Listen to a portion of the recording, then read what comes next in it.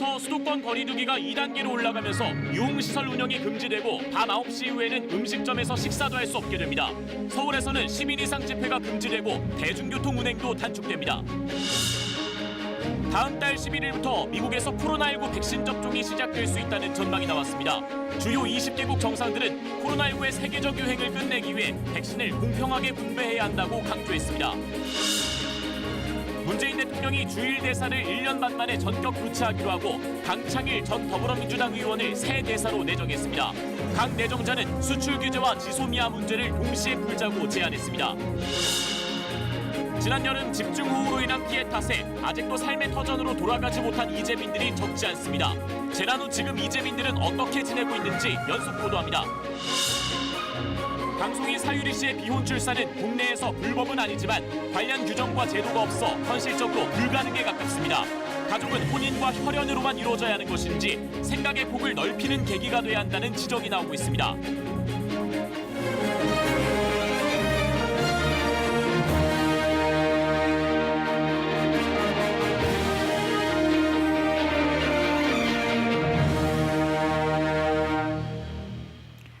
안녕하십니까. 앞으로 3시간 정도 있으면 수도권 거리두기가 2단계로 올라갑니다.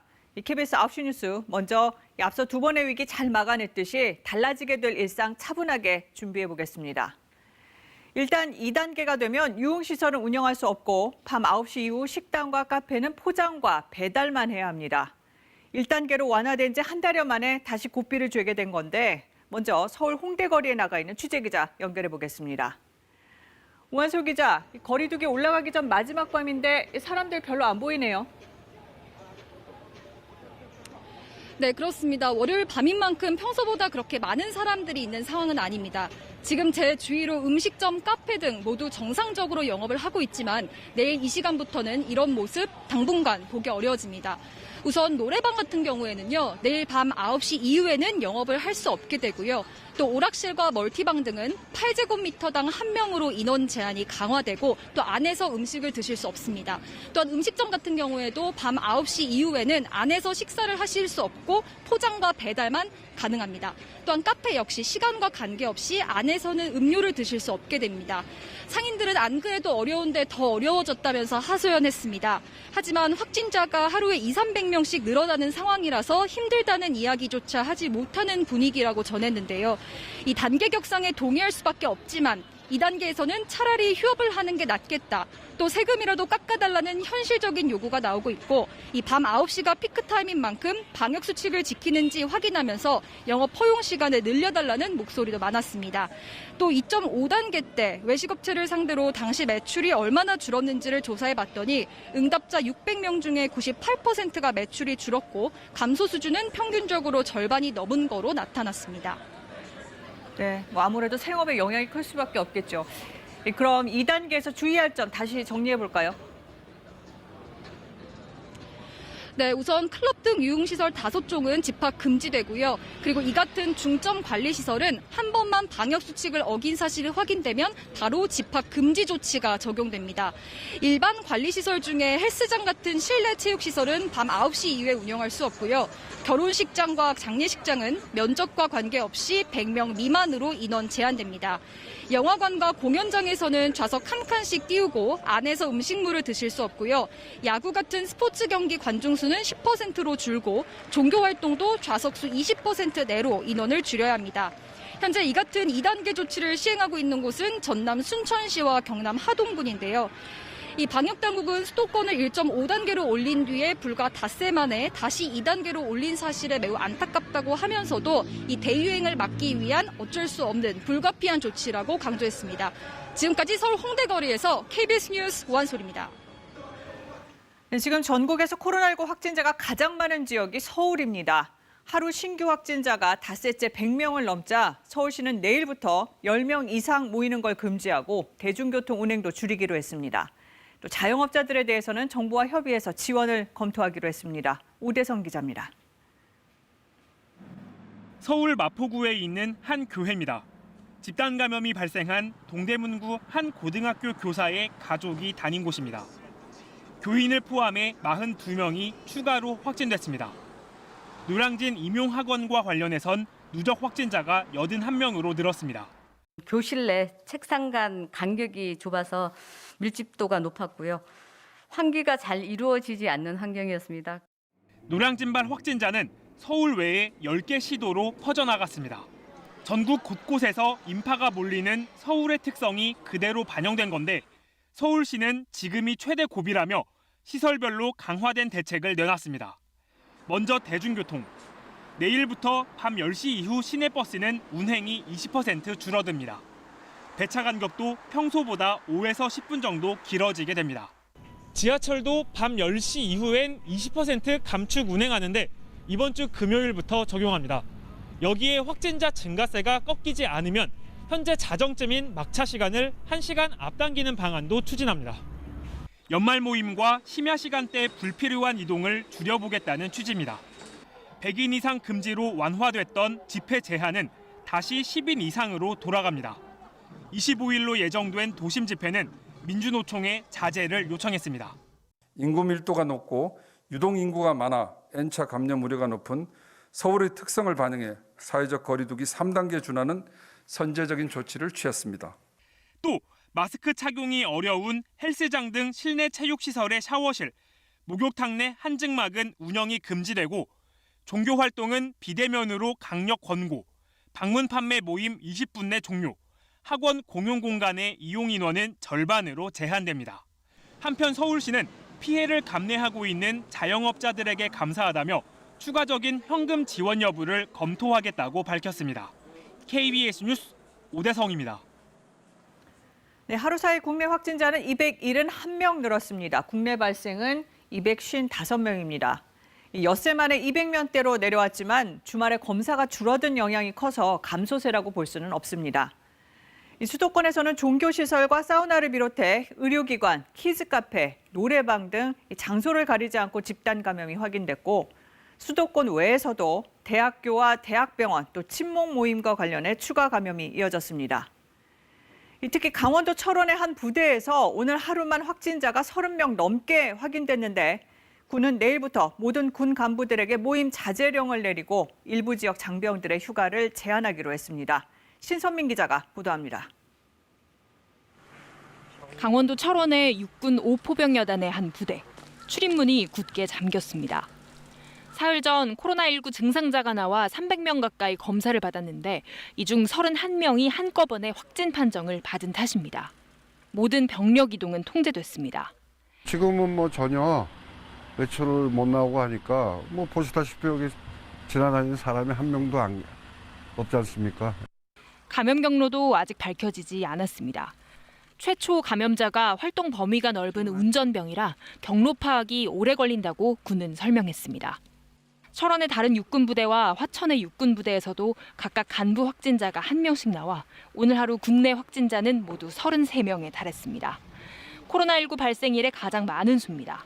군 당국은 방역 강화 차원에서 전국 모든 간부에 외출 금지령을 내렸습니다. 숙소 대기를 원칙으로 하고 회식과 사적 모임을 금지했습니다. 병사들의 휴가도 일부 제한할 수 있게 했습니다. 2단계 적용 지역에 거주하는 장병의 휴가는 지휘관 판단하에 제한 가능하겠습니다. 한편 집단 감염이 나온 철원에서 지난 12일 한 4단급 부대가 1000여 명이 참석한 체육대회를 열었던 사실이 뒤늦게 알려졌습니다. 참석자 중 확진자도 나왔는데 군은 당시 거리두기 1단계 시기였고 이번 집단 감염과는 관계가 없다고 해명했습니다. KBS 뉴스 신선민입니다. 네, 이렇게 장병들 휴가 통제를 검토하는 건 활동을 제한해서 감염 가능성을 줄여보겠다는 겁니다. 실제로 젊은이들은 증상이 없거나 약한 경우가 많아서 조용한 전파를 확산시킬 위험이 높습니다. 서병립 기자가 보도합니다. 지역사회 내 숨은 감염자 규모를 알 수 있는 항체 검사. 군의병 장정 6,800여 명을 대상으로 검사한 결과 전에 확진 판정을 받지 않았는데도 항체 양성 반응이 나온 비율이 약 0.22%를 기록했습니다. 일반 국민에 비해 3배 이상 높았습니다. 20대 젊은 층에서 숨은 코로나19 감염자가 많을 수 있다는 겁니다. 실제로도 젊은 층 확진자는 최근 급증하고 있습니다. 9월 말에서 10월 초 기간 전체 확진자 중 20대 비율은 10%대였는데 지난주엔 17% 이상으로 크게 증가했습니다. 이처럼 젊은 층 감염자가 늘면 전파력 면에서 큰 위협이 됩니다. 감염됐어도 증상이 없거나 가벼운 경우가 많은데 활동량이 다른 연령층보다 월등하기 때문입니다. 대학, 학원 등의 노출이 굉장히 많기 때문에 어떤 N차 감염을 일으키는 데에는 20, 30대 연령층이 많다는 것은 그런 전파력에서는 상당한 위험 요인이 된다라고 판단을 하고 있습니다. 확진자가 늘면서 위중증 환자 수도 증가추됩니다. 젊은 층도 예외가 아닙니다. 40대 이하 위중증 환자가 누적 약 50명으로 집계됐고 이 중 19명은 인공호흡기 이상의 치료가 필요할 만큼 심각했습니다. 환자 한 명이 몇 명을 추가로 감염시키는가를 나타내는 감염 재생산 지수가 커지고 있는 것도 또 다른 위험 요인입니다. 11월 첫째 주엔 현상 유지 수준인 0.98이었는데 지난주엔 1.55로 확연히 높아져 이런 추세라면 다음 달 초엔 하루 평균 신규 확진자가 600명까지 나올 수 있다는 게 방역당국의 예측입니다. 그만큼 확산 위험성이 크다는 건데 실제로 의심 신고 사례의 검사 양성률도 2주 전 1.33%였던 것이 지난주 1.79%로 올랐습니다. 코로나 감염은 불운한 누군가의 문제가 아닙니다. 누구도 감염의 위험에서 자유로울 수 없고 감염력도 50% 이상 늘어난 상황입니다. 지난 한 주 국내 신규 확진자 수는 2,000명을 넘어서 일주일 새 2배 가까이 늘었습니다. KBS 뉴스 서병립입니다. 네, 거리두기를 2단계로 올린 중요한 이유 가운데 하나는 다음 주에 수능 시험을 치르기 때문입니다. 등교 학생 수는 더 줄이고 일찌감치 원격 수업으로 전환하는 학교도 잇따르고 있는데요. 사흘 뒤에는 전국 모든 고등학교가 원격 수업에 들어갑니다. 박희봉 기자입니다. 서울 양천구의 한 고등학교. 이 학교 고3 학생들은 이미 지난 18일부터 원격 수업에 들어갔습니다. 수능을 앞두고 감염 위험을 최대한 낮추기 위해서입니다. 고3 학생들이 코로나19에 접촉되거나 감염돼서는 안 되잖아요. 지난주부터 우리 학교는 이제 원격 수업에 들어갔고 내일부터 수도권 거리두기가 2단계로 상향되면 학교 감염 차단을 위한 밀집도 기준도 강화됩니다. 일단 유치원부터 중학교까지는 전체 학생의 3분의 1만이 등교 수업을 받을 수 있고 수능을 앞둔 고등학교의 경우 기존의 3분의 2 기준이 유지됩니다. 2단계 적용을 받지 않는 지역은 시도교육청 자율로 원격 수업 전환이 가능합니다. 특히 수능생과 가족은 시험 전까지 다중이용시설 이용과 대면 접촉을 가급적 피하고 마스크를 벗는 상황은 아예 만들지 않는 게 좋습니다.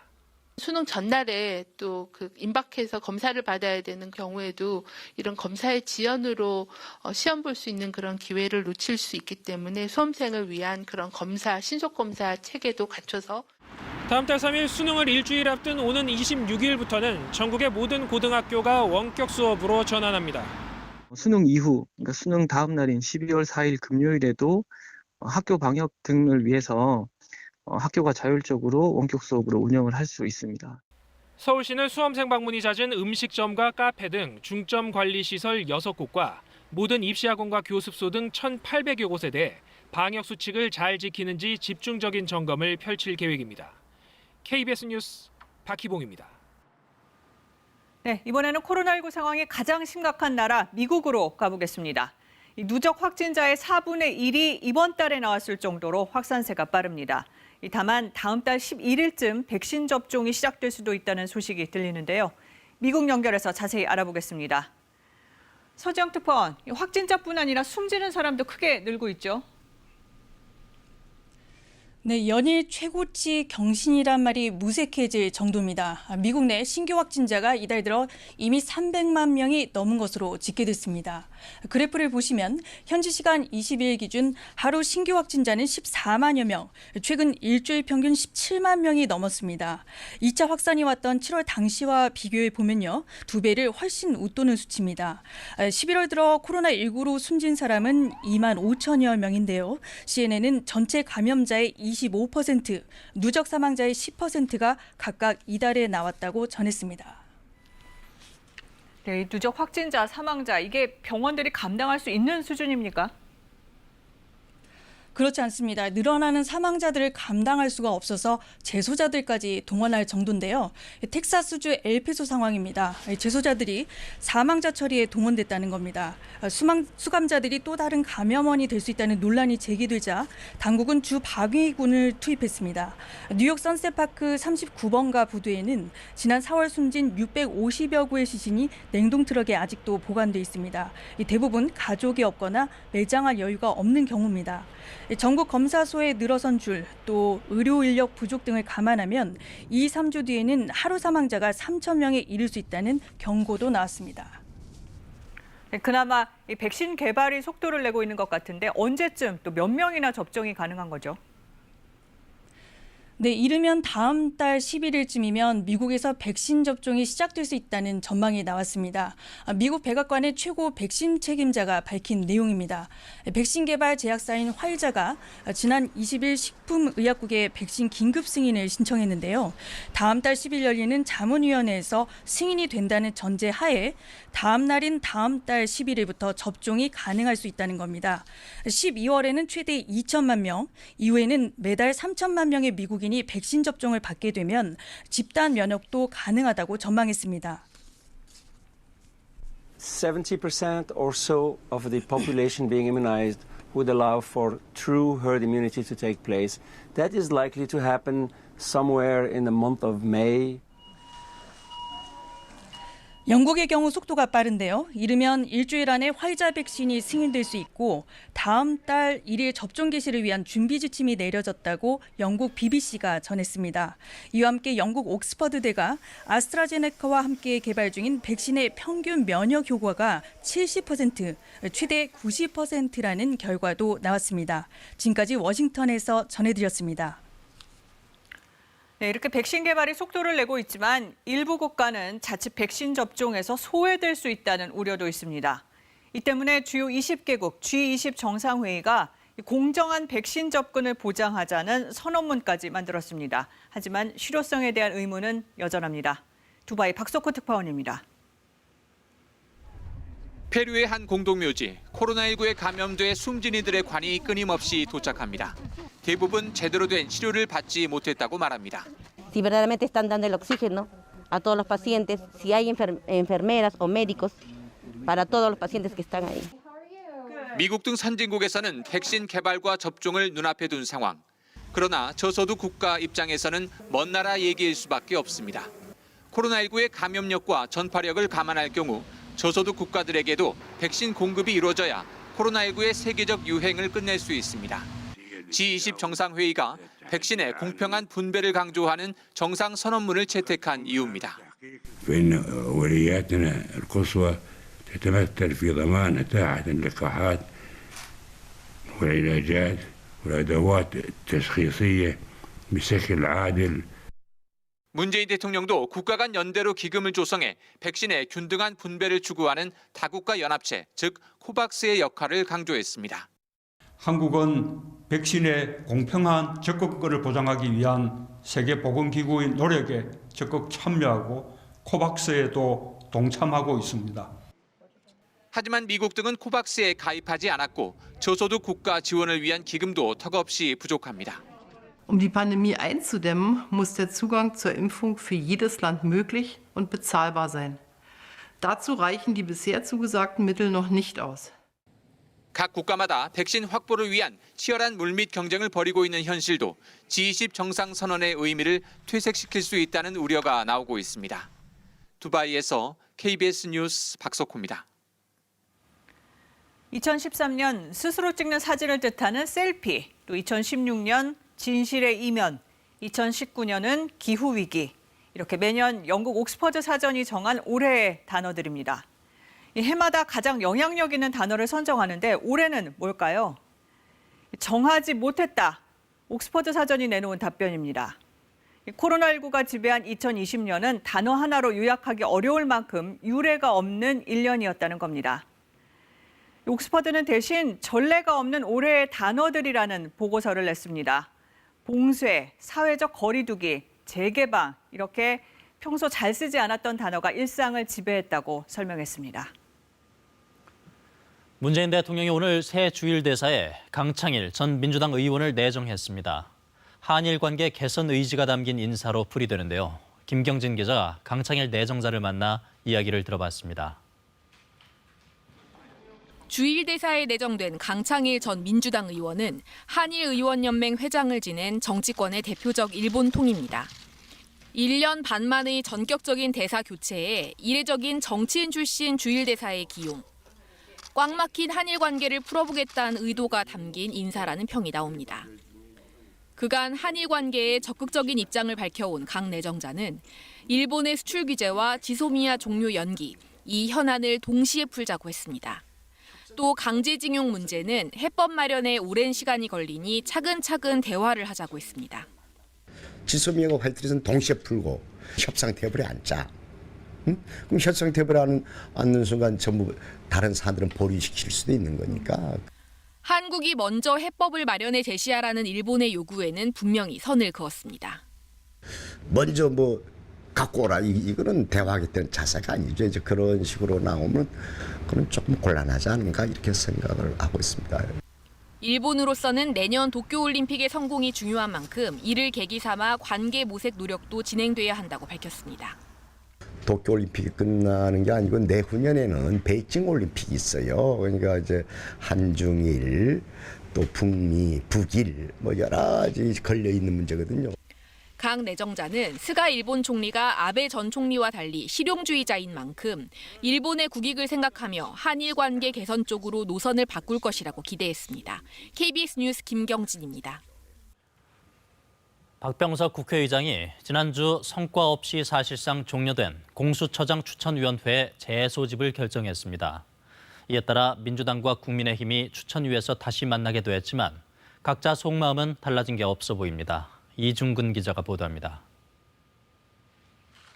중재에 나선 박병석 국회의장은 공수처장 추천위원회 재소집을 결정했습니다. 국회의장에겐 추천위 소집 권한이 있고 여야는 동의했습니다. 추천위를 다시 열자는 국민의힘 요구를 민주당이 수용한 셈입니다. 최대한 빠른 시일 내에 회의를 재소집해서 재논의해 주기를 요청합니다. 저희 제안에 대해서 여야가 이의가 없었다는 것을 말씀드립니다. 추천위 실무지원단은 이르면 모레를 목표로 추천위원들과 날짜를 조율하고 있습니다. 다시 열리는 추천위는 기존 후보 10명을 다시 심사할지 모두 탈락시킨 뒤 재추천 절차에 들어갈지 결정할 것으로 보입니다. 지난 회의를 놓고 보면 재추천 절차에 들어갈 가능성은 크지 않아 보입니다. 민주당은 한 번 더 회의를 한다는데 방점을 찍었습니다. 어떠한 경우에도 야당의 의도적인 시간 끌기 때문에 공수처가 출범하지 못하는 경우는 없도록 하겠습니다. 국민의힘은 한 번이 아닌 계속을 강조했습니다. 지금 공수처법 취지대로 야당도 흔쾌히 동의할 수 있는 후보가 나올 때까지 추천위원회를 계속하는 노력을 해야 한다고 강하게 요구를 했습니다. 따라서 기존 10명 후보를 재심사하더라도 역시 6명의 동의를 얻지 못해 무산될 가능성도 있습니다. 때문에 민주당은 야당의 거부권을 없애는 쪽으로 공수처법을 개정하는 절차는 일정대로 진행하겠다고 했습니다. 이 경우 국민의힘은 무소불위의 독재라며 남은 정기국회 일정 거부도 검토하겠다는 입장입니다. KBS 뉴스 이중근입니다.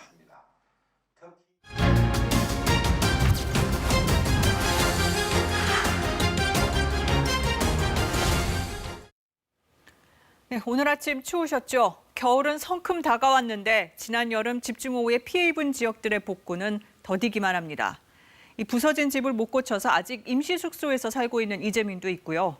1000일이나 지난 포항 지진 피해자, 또 지난해 산불 피해를 입은 강릉 주민들의 상처도 여전합니다.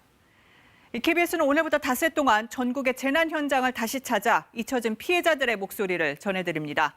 오늘 첫 순서로 지지부진한 수해 복구 실태부터 확인해 보겠습니다. 먼저 최진석 기자가 보도합니다. 지난 8월 집중호우 때 난강댐 방류로 집이 삽시간에 물에 잠겨 맨몸으로 뛰어나온 75살 최영심 씨. 2달 넘게 마을 회관에서 공동생활을 하다 지난달 20일에야 20제곱미터 남짓한 이 조립식 임시주택에 들어와 지내고 있습니다. 추석 명절은 끼니를 때우지 못해 자식들 집을 전전했습니다. 추석에는 뭐 반찬도 오지도 안 하고 해서 우리가 이제 추석에는 아들 집으로 딸 집으로 모로 갔다가 한 3, 4일 있다가 이제 다시 요거 들어와서 해관으로 왔었지 그때는. 삶의 터전을 송두리째 잃은 피해 주민들은 모두 8가구. 한국수자원공사에 피해 보상과 이주단지 조성을 요구하고 있지만 받아들여지지 않고 있습니다. 이 좋은 데서 못 산다 촌에서는. 호민이 이는 모든 거 뭐 사빈이 농사를 지으려면 그런 걸 하나 들여놓을 데가 없으니까 어찌 살기고. 이제 수자원공사에서 이주를 해줘야 돼. 그런. 당시 난강댐에서 쏟아져 나온 물은 경남 사천 앞바다의 전통 고기잡이 방식 어장인 죽방염도 덮쳤습니다.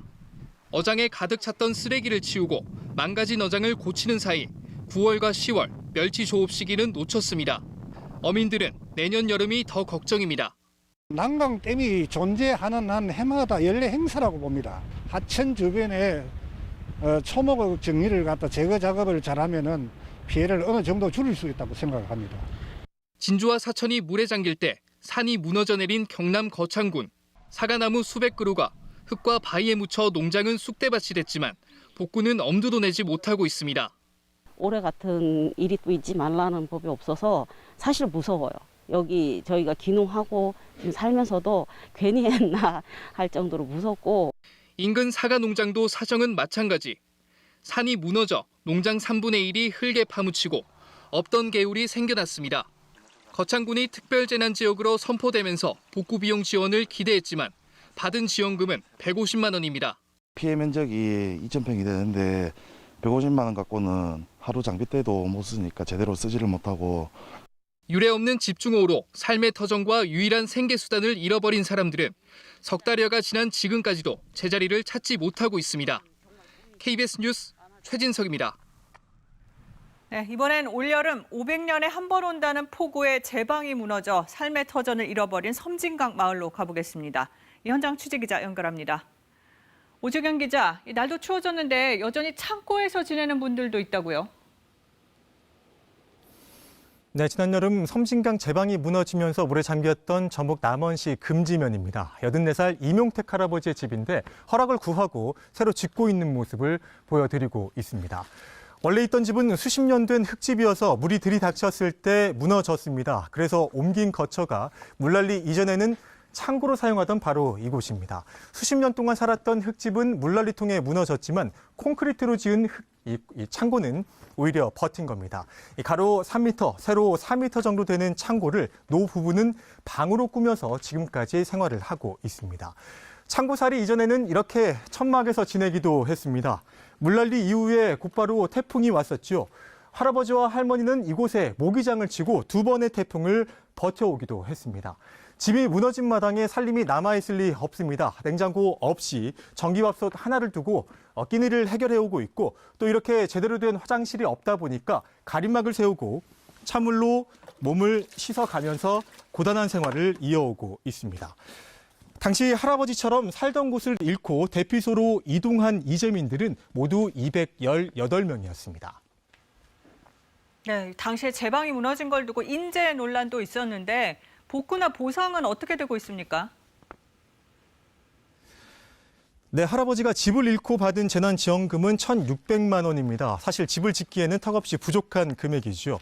새 집을 얻게 됐지만 기쁘지 않은 이유입니다. 할아버지의 말을 들어보시죠.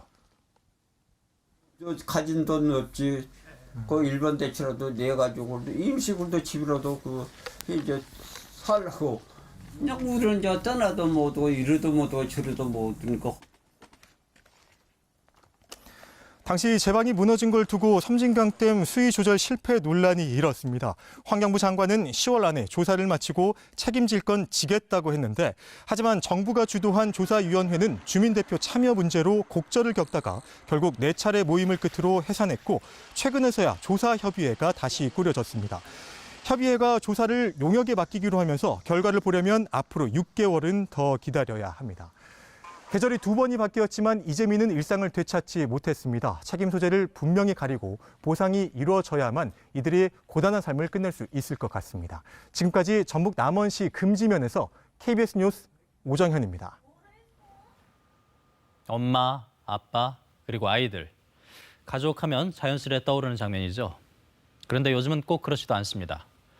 1980년에 5% 정도였던 1인 가구가 2015년엔 27.2%로 가구 형태 중 가장 많아졌고 작년엔 3집 가운데 1집 꼴이 됐습니다. 둘만 사는 가족도 20년 전엔 10집 중 하나에서 계속해서 꾸준히 늘고 있습니다. 작년 기준으로 보면 1, 2인 가구가 전체 가구의 절반을 훌쩍 넘습니다. 여기에 더해 결혼하지 않고 낳은 자녀를 키우는 사람, 남성 7천여 명, 여성 2만 1,000명 등 전국에 2만 8천 명쯤 됩니다. 지난주 KBS가 전해드린 방송인 사유리 씨 역시 결혼하지 않고 출산한 자발적 비혼모에 해당하는데요. 사유리 씨와 같은 비혼 출산을 받아들이기 위해 우리 사회는 어떤 준비를 해야 할지 지금부터 짚어보겠습니다. 먼저 신지수 기자입니다. 한국에서는 모든 게 불법이에요. 한국에서는 결혼하는 사람이만 시험관이 가능해요. 이에 대해 보건복지부는 사유리 씨가 선택한 정자 기증을 통한 비혼 출산이 불법은 아니라고 밝혔습니다. 현실은 어떨까요? 실제 저처럼 결혼하지 않은 여성이 정자 기증을 받아 아이를 낳으려면 넘어야 할 벽이 한둘이 아닙니다. 일단 정자를 구하는 것부터 어렵습니다. 민간병원 약 10여 곳이 정자은행을 운영하고 있지만 사실상 난임 부부에게만 문이 열려 있습니다. 미혼 여성에게 정자를 기증해주는 병원 거의 없습니다. 기증자를 직접 구해야 합니다. 어렵게 정자를 구했다 하더라도 한 번에 300만 원이 넘는 시술 비용이 발목을 잡습니다. 정부는 인공수정 등 난임 시술비를 지원해주고 있는데 역시 법적 부부나 사실혼 관계만 혜택이 있습니다. 정자도 돈도 마련됐다고 해도 이번엔 시술받을 병원 찾기가 쉽지 않습니다. 의료 현장의 윤리 지침은 난임 시술 대상을 부부로만 한정하고 있습니다. 또한 정자 기증으로 태어난 아이가 기증자의 정보를 요구했을 때 어떻게 해야 하는지, 기증자의 정보를 누가 어떻게 언제까지 관리해야 하는지 관련 규정이 전혀 없습니다. 사정이 이렇다 보니 의사들은 분쟁에 휘말릴지 모른다는 부담에 시술을 꺼리는 겁니다. 14년 전인 17대 국회 때 관련 법안이 발의된 적은 있습니다. 정자 기증을 받아 태어난 아이와 기증자는 친자 관계가 아님을 명확히 하고 기증자 정보 관리 기관을 따로 만드는 등의 내용이 담겼었는데 임기 만료로 폐기됐습니다. 이와 관련해 대한산부인과학회는 내일 난임 및 인공수정 관련 위원회를 열어 지침 개정에 대해 논의할 예정입니다. KBS 뉴스 신지수입니다. 미혼 여성에게 정자 기증이 허용되더라도 남은 문제는 또 있습니다. 아직까지 국내에선 정자 기증이 대단히 생소할 뿐만 아니라 유럽 일부 국가의 공공정자은행과 같은 신뢰할 만한 체계도 전혀 없기 때문입니다. 계속해서 박찬 기자입니다. 민간병원 최초로 정자은행을 만들어 20년 넘게 운영 중인 부산대학교 병원. 올해 목표 기증자 수인 70명을 겨우 채웠습니다. 자유 게시판이 활성화돼 있는 곳에 저희가 게시를 하고 있습니다.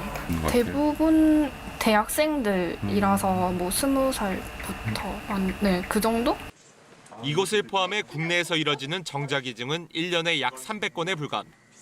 정자 기증을 받는 병원 자체가 10곳 안팎인데 기증 의사가 있어도 가능한 병원 찾기가 쉽지 않습니다.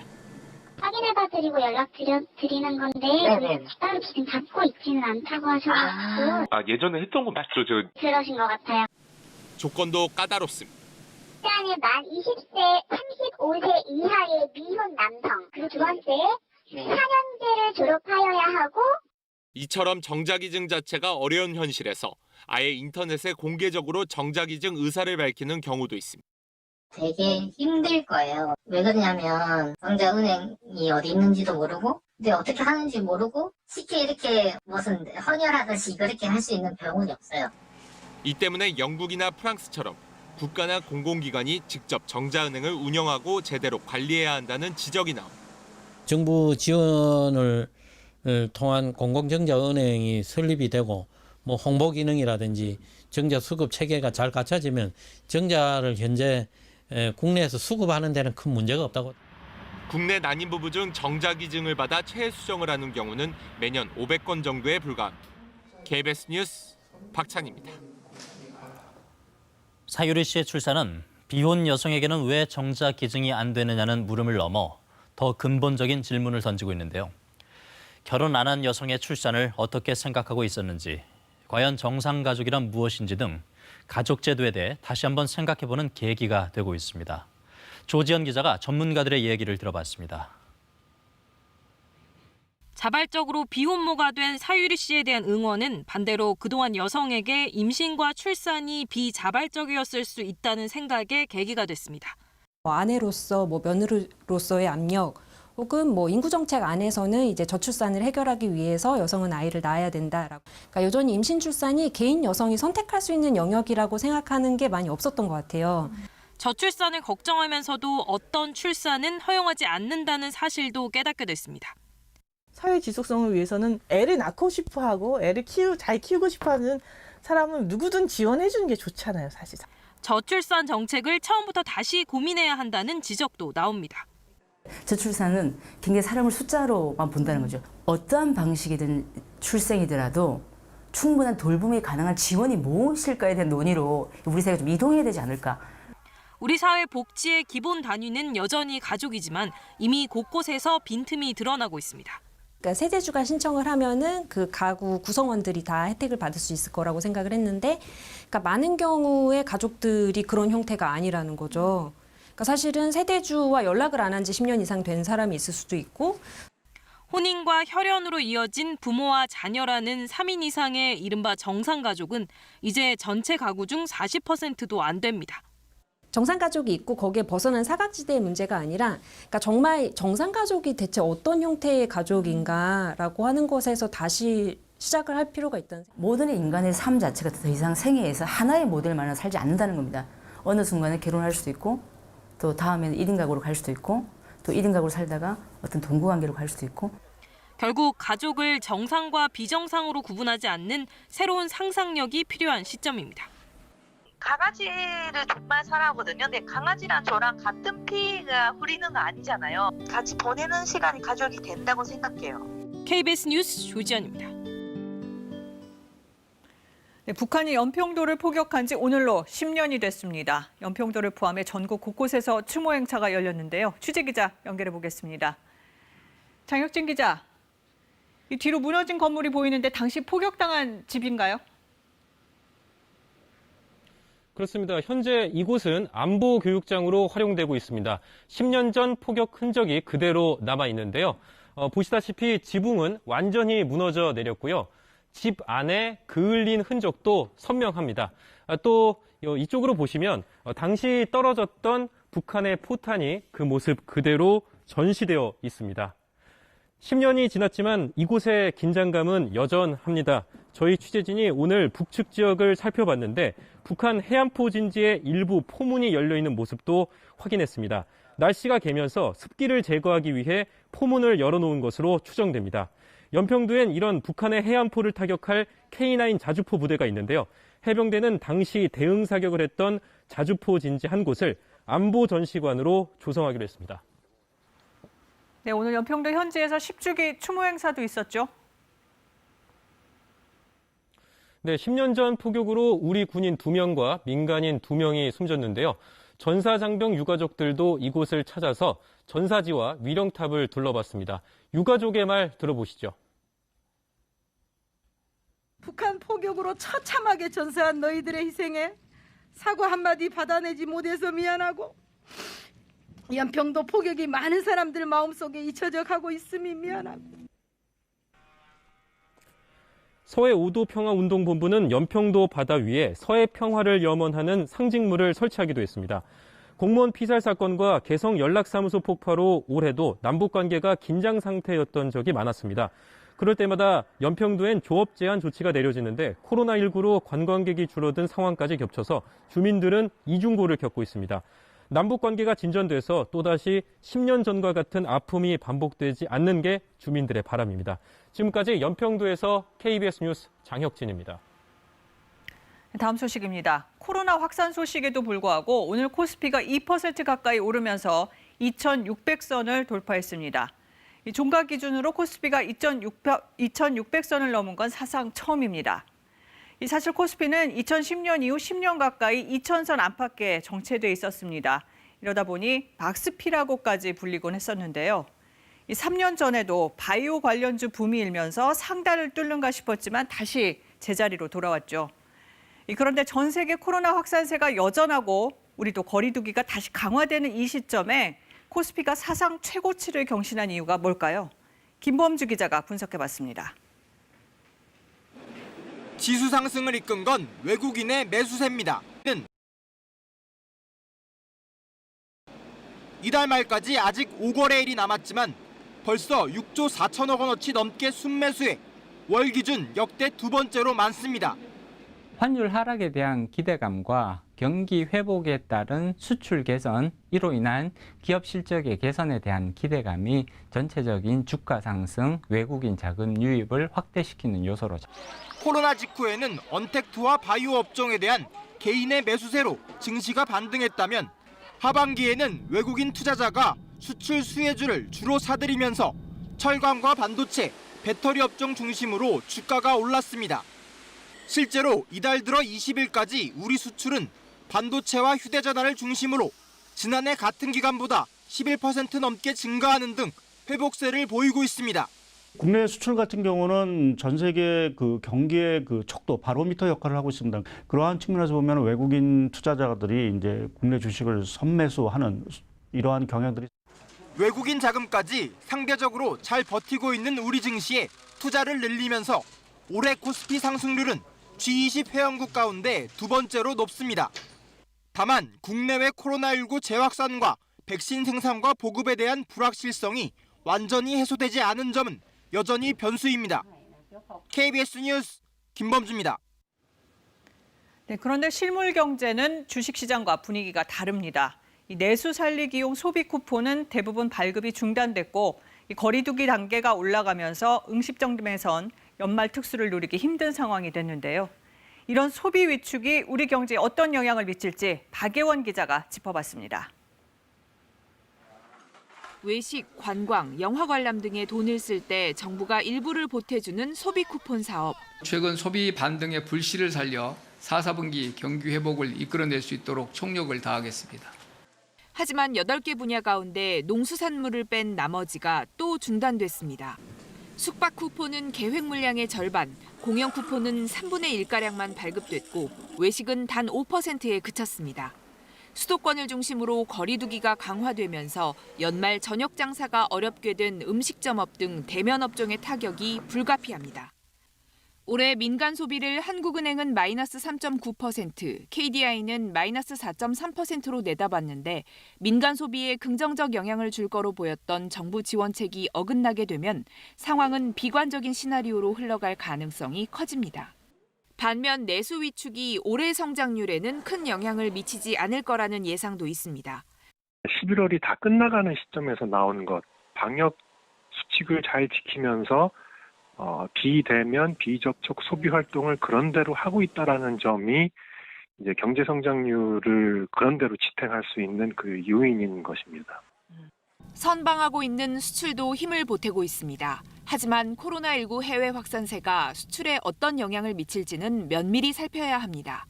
한국은행은 이번 주 목요일 금융통화위원회를 열고 기준금리와 함께 올해와 내년 성장률 수정 전망을 발표합니다. KBS 뉴스 박예원입니다. 코로나19가 직장인들의 점심 풍경도 바꿔놓고 있습니다. 물론 취향에 따라 다르겠지만 직장인들이 선호하는 메뉴에 김치찌개와 된장찌개 같은 찌개 종류가 빠지질 않았죠. 그런데 한 시장조사 전문업체의 조사 결과 코로나 이후에는 절반 이상이 이런 음식들을 될 수 있으면 피했다고 답했습니다. 그러면서 찌개처럼 여러 명이 함께 즐기는 음식을 주문해야 할 때는 새 수저를 사용한다는 응답도 절반 가까이 나왔습니다. 코로나19 이후 이렇게 다 같이 먹는 음식에선 덜어 먹기가 자리를 잡았지만 방역 측면에서 볼 때 우려되는 부분은 여전히 남아 있습니다. 뭘 조심해야 하는지 우정화 기자가 현장 취재했습니다. 오늘 점심 주 메뉴는 육개장입니다. 곁들여서 나온 반찬이 김치와 깻잎 등 모두 6가지. 요즘 들어 이 반찬에 젓가락을 대기가 망설여집니다. 예전에 반찬 나왔을 때는 아무 생각 없이 그냥 손이 막 가고 했었거든요. 근데 요즘엔 아무래도 코로나19 때문에 반찬에 예전처럼 손이 잘 안 가요. 저도 제 것만 나오는 것만 위주로 먹는 것 같아요. 여럿이 반찬을 나눠 먹는 건 우리 음식 문화 특징입니다. 그러다 보니 식사 중 거리가 좀 더 가까워지고 반찬을 담은 그릇이 바이러스의 진원지가 될 수도 있어 될 수 있으면 따로 먹자는 지적이 전문가들 사이에 나옵니다.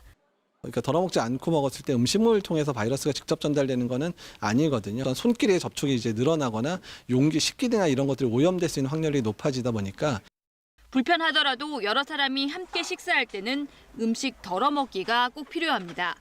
반찬처럼 적은 양이 나오는 음식도 개인별 접시에 따로 담아 먹거나 일부 식당에서 하고 있는 작은 1인상 차림도 대안으로 꼽힙니다. 미리 저희가 덜어드려서 한 상에서 드실 수 있도록 하는 덜어먹기를 가장 신경 쓰고 있습니다.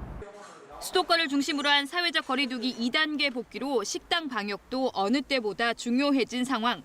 정부도 전국 19,000여 곳을 안심식당으로 지정하는 등 덜어먹기를 생활 속 방역 수단으로 적극 권장하고 있습니다. KBS 뉴스 우정합니다. 손잡이 구멍이 있는 택배 상자가 오늘 우체국에 처음으로 등장했습니다. 상자를 나를 때 한결 편해질 것으로 기대되는데요. 민간 택배 회사의 동참까지는 아직 갈 길이 멉니다. 오승목 기자가 보도합니다.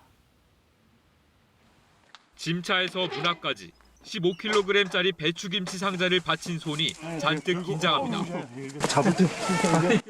장갑 낀 손으로 잡을 데도 없는 무거운 상자를 들고 나르는 게 여간 고역이 아닙니다. 밑에를 잡다 보니까 무게가 더 들고요. 아무래도 허리를 좀 더 숙여야 되니까 허리도 많이 아프고. 실제로 우체국 택배기사의 절반 이상이 일로 인한 통증을 호소합니다. 통증 부위는 허리, 어깨, 손가락, 손목 등이었습니다. 결국 정부가 7kg 이상의 우체국 택배 상자에 손잡이를 만들었습니다. 이 작은 구멍 손잡이 하나만으로도 몸이 느끼는 물건의 무게가 10% 이상 줄어듭니다. 이렇게 하면은 훨씬 더 이렇게 들게 힘이 많이 경감이 되고 엄마한테 큰 도움이 될 것 같습니다. 구멍이 찢어지지 않도록 종이 재질도 강화했습니다. 개선의 요구는 평소에도 있어 왔습니다. 근골격계 개선 등 여러 가지 사회적 이슈가 많이 제기되어서 저희도 이번에 소포 상자를 시급히. 하지만 지금도 일반 상자에 담겨 배달되는 물건이 우체국 택배의 절반 이상. 더구나 민간 택배 회사는 손잡이 상자를 기대하기조차 어려운 상황입니다. 아예 생산 단계부터 모든 택배 상자에 손잡이를 규격화해야 한다는 요구가 나오는 이유입니다. 표준 규격을 만들어서 상자에 구멍을 내는 것을 의무화하면 물류업계 노동자의 전반에 적용될 수 있는 긍정적인 효과가 있을 것으로 봅니다. 수년간의 요구 끝에 겨우 도입된 택배 상자 손잡이. 제작 비용 지원 등 정부와 업계 간의 추가적인 논의가 시급해 보입니다. KBS 뉴스 오승복입니다.